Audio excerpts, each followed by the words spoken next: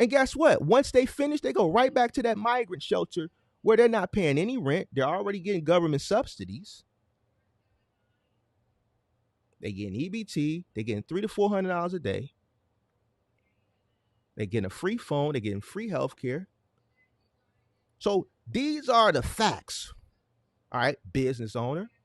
You can't complain about it. It is what it is. So if you still want to come into this business, you can't complain. When you're a business owner, you have to know what you're up against and do what's in your best interest to compete. It is what it is. From the legal side, it is what it is. Forget the migrant side. Forget the illegal migrants, because they really, if you complaining now, they finna, listen, damn, man, I said I ain't gonna cuss, but check this out. They finna fuck you up. They listen, the immigrants that migrated over here legally don't want them here because they know what they finna do. They ain't even paying no rent. Listen, call me a liar if you want. I will go do a live stream and I'll go to one of these migrant shelters and we'll pull up and you'll see them all coming in and out, coming out the shelter, hopping into their cars, going to work. They got McDonald's uniforms on. They got the scooters. They doing the and they ain't paying no rent.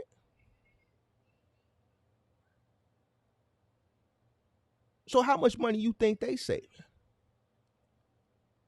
So you complaining about the immigrants who already are used to a lifestyle of delayed gratification, and the immigrants is worried about the migrants.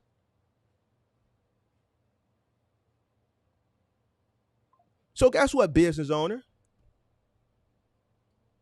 That's what business owner. You got to do what's in the best interest, which goes back to what I talked about yesterday.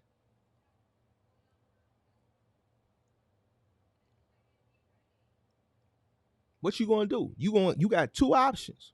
You either gonna make more money or you gonna cut your costs somewhere. You either gonna make more money or you gonna cut your costs. If you don't do one of those two things, then just go ahead and give up, fail. You gonna fail anyway. If you don't do one of those two things, then it leads to failure. You're either gonna cut your costs or you're gonna make more money. Or fail.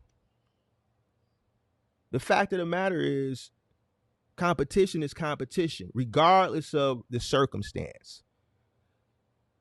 Their competition, right? Because they practice more delayed gratification than what you're practicing.